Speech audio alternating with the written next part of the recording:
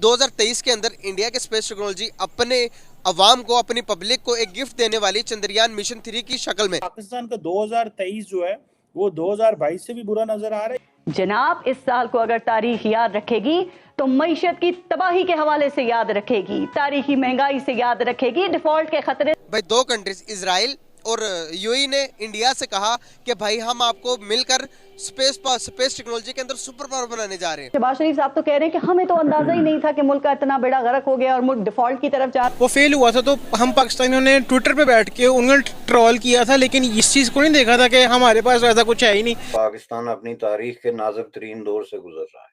ये भी पाकिस्तान की तारीख में एक लॉस्ट ईयर। बहुत कम पैसों में जो हम लोग कहते हैं जितनी उसके ऊपर कॉस्ट आती है 5 टाइम्स लेसर देन उन्होंने उसको कंप्लीट किया था। पाकिस्तान डिफॉल्ट करेगा कि नहीं करेगा, जब इस किस्म की बातें होने लगी तो इसका मतलब ये है कि हम बड़े बदतर सूरत हाल में आ गए कि आज मौजूद गुफ्तगू डिफॉल्ट है। जितने भी यूरोपियन कंट्रीज है वो अपने रॉकेट इंडिया के, जो अपने सैटेलाइट है वो इंडिया के रॉकेट के जरिए स्पेस में भेज रहे हैं।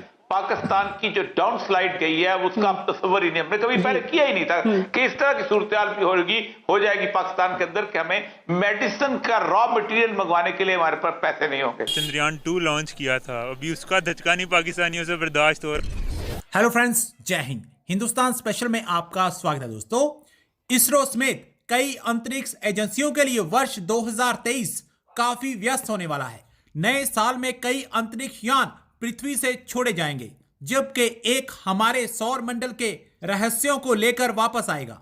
भारतीय अंतरिक्ष एजेंसी इसरो से शुरुआत करे तो यह चंद्र सतह पर उतरने का एक और प्रयास करेगा। चंद्रयान मिशन 3 इस साल लॉन्च किया जाएगा। इसरो के लॉन्च व्हीकल मार्क 3 रॉकेट पर चंद्रयान 3 को जून 2023 के आसपास लॉन्च करने का लक्ष्य रखा गया है। यह मिशन चंद्रयान 2 को फॉलो करेगा, जो चंद्र के दक्षिणी ध्रुव पर अपने पहले चंद्रमा के उतरने का भारत का प्रयास था। चंद्रयान 3 में लैंडर रोवर संयोजन शामिल होगा।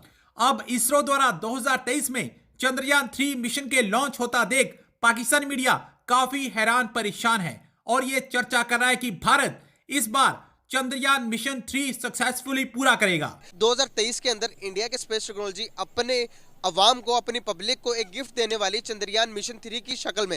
गाइस चंद्रयान मिशन क्या है मैं आपको बताता चलूं। गाइस चंद्रयान मिशन 1 फेल हो गया था, जिसकी वजह से पाकिस्तानियों ने बहुत मजाक उड़ाया कि भाई इंडिया क्या स्पेस में क्या जाएगा, क्या चांद में जाएगा। लेकिन चंद्रयान मिशन 2 में उन्होंने फर्स्ट अटेम्प्ट के अंदर चांद पे अप्रोच कर ली। गाइस चंद्रयान मिशन 3 अब पब्लिक देखेगी और दुनिया देखेगी। गाइस इतना बड़ा गिफ्ट इंडिया की गवर्नमेंट अपनी पब्लिक को दे रही है। गाइस पाकिस्तानी पब्लिक को इससे क्या सीखने की जरूरत है, पाकिस्तानी गवर्नमेंट को इससे क्या सीखने की जरूरत है, इस बारे में पाकिस्तानी पब्लिक के पास जाऊंगा, उनसे पूछूंगा कि भाई हमारा स्पार्को कहां रिलायबल कर रहा है। इस बारे में पाकिस्तानी पब्लिक क्या अपनी राय देती है।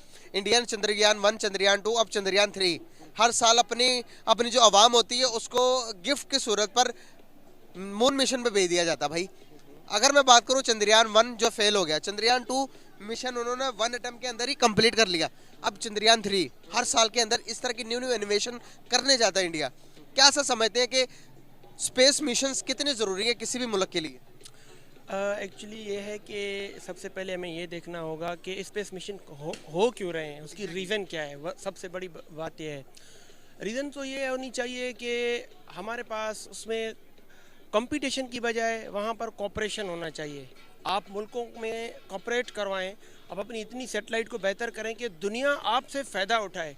मे बी ये शायद उनका इनिशिएटिव हो, इंडिया का मे बी ये इनिशिएटिव हो।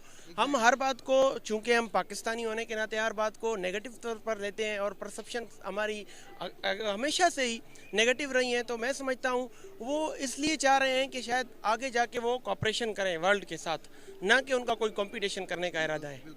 अभी रिसेंटली एक खबर आई थी जिसके मुताबिक भाई दो कंट्रीज इजराइल और यूएई ने इंडिया से कहा कि भाई हम आपको मिलकर स्पेस टेक्नोलॉजी के अंदर सुपर पावर बनाने जा रहे हैं। कैसे समझते हैं आप, कैसे देखते हैं इस चीज़ को? इंडिया के साथ हर कोई कंट्री कोऑपरेट करने के लिए तैयार है। अभी रिसेंटली एक और खबर आई थी जिस खबर के मुताबिक जितने भी यूरोपियन कंट्रीज है वो अपने रॉकेट इंडिया के, जो अपने सैटेलाइट है वो इंडिया के रॉकेट के जरिए स्पेस में भेज रहे हैं। इन सब चीज़ों को कैसे देखते हैं आप? इंडिया ने अपने जो कि इसरो है उस पर कितना काम किया?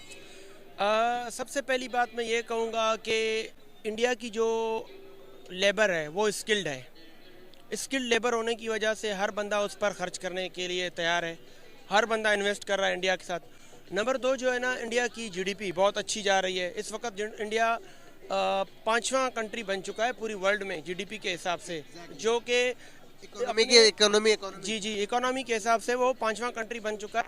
और उसने अपने जो है ना हरीफ जो हमारा रहा है यानी यूनाइटेड किंगडम, उसने पीछे छोड़ दिया है। तो मतलब यहाँ कहने का है कि इतनी ज़बरदस्त इन्वेस्टमेंट वहाँ पर हो रही है और वहाँ पर लेबर स्किल्ड पाई जाती है, तो हर बंदा उसमें ये जो है ना वहाँ पर खर्च करने की वो कर रहा है। और दूसरी बात यह है कि एक तो रिसर्च एंड डेवलपमेंट के साथ साथ वहाँ पर आप देखें जो वहाँ का मतलब नौजवान तबका है वो किस तरह बढ़ चढ़ के IT की जो है ना चीज़ों में हिस्सा ले रहा है। तो बात करने का पर्पस है कि अभी इंडिया ने रिसेंटली अभी जो 2023 शुरू होने वाला, भाई अपने ऑडियंस को आपको पता होगा कि हर साल के अंदर चंद्रयान मिशन करके ऑडियंस को गिफ्ट देते हैं, तो अभी एक और गिफ्ट देने जा रहे हैं, चंद्रयान 3 लॉन्च करने जा रहे हैं, तो इसके बारे में क्या कहना चाहेंगे आप? अभी जो पीछे इन्होंने 2022 के अंदर चंद्रयान 2 लॉन्च किया था, अभी उसका धचका नहीं पाकिस्तानियों से बर्दाश्त हो रहा, और एज आ पाकिस्तानी तो हम यहाँ पे ये कहेंगे कि भाई कमाल करते हो पांडे जी। जबरदस्त। लेकिन ये 2022 का जो साल में देख रहा गुजर रहा है, इसमें सियासतदान एक दूसरे के खून के प्यासे हो गए, एक दूसरे के साथ बात तो करना क्या बैठना तक गवारा नहीं करते हैं। तो ये जो एक्सट्रीम नेचर ऑफ पोलराइजेशन हो गई है माशरे में, उसकी वजह से इसके बुरे असरात मईशत पर पड़े, और ये पूरा साल सिलसिला तकरीबन इसी तरीके से चलता रहा। इसकी वजह से मईशत पे तवज्जो ख़त्म हो गया, लोग एक दूसरे को मरने मारने पे लग गए। कभी वीडियो आ रहा है तो कभी किसको पकड़ना है, किसी को बाहर निकालना है, किसी को बाहर से अंदर लाना है, किसको अंदर से बाहर लेके जाना है। इसके अलावा और तो मैंने नहीं देखा कि 2022 में कोई काम हुआ हो। तो मईशत जब आपके रडार पे ना हो, पॉलिसी मेकर्स के रडार पे ना हो, सियासतदानों के रडार पे ना हो, तो फिर यही होगा ना, मईशत कोई हवा में से तो बेहतर नहीं होती है। आज से 8-9 महीने 10 महीने पहले जब आप टीवी के प्रोग्राम करते थे तो कभी आप ये डिस्कस करते थे कि मुल्क दिवालिया हो गया है, मुल्क डिफॉल्ट पे जा रहा है? नहीं करते थे। आज मौजूद गुफ्तगू क्या है, क्या पाकिस्तान डिफॉल्ट करने वाला है? तो कितना फर्क आ गया देखें आप। तो हमें ये पूछना भी नहीं पड़ेगा हुकूमत के वक्त से कि क्या आप जब आए तो आपने पाकिस्तान की मईशत को बेहतर किया या और आपने ख़राब किया है। ये तो आजकल टीवी के प्रोग्राम में जो मौजू है वही आपको बता रहा है कि आपने किस तरीके से पाकिस्तान की मईशत को बर्बाद किया। कि आज गुफ्तगू जो है, देखें पहले क्या गुफ्तगू होती थी, ये बड़ा महंगाई हो गई है, बहुत महंगाई हो गई है, गंदम की कीमत बढ़ रही है, आटे की कीमत बढ़ रही है, चीनी की कीमत बढ़ रही है, यही होता था। ये तो कोई डिस्कस नहीं कर रहा था कि पाकिस्तान कर्जा दे सकेगा, वापस कर सकेगा कि नहीं, पाकिस्तान डिफॉल्ट करेगा कि नहीं करेगा। जब इस किस्म की बातें होने लगे तो इसका मतलब यह है कि हम बड़े बदतर सूरत हाल में आ गए कि आज मौजूद गुफ्तगू डिफॉल्ट है।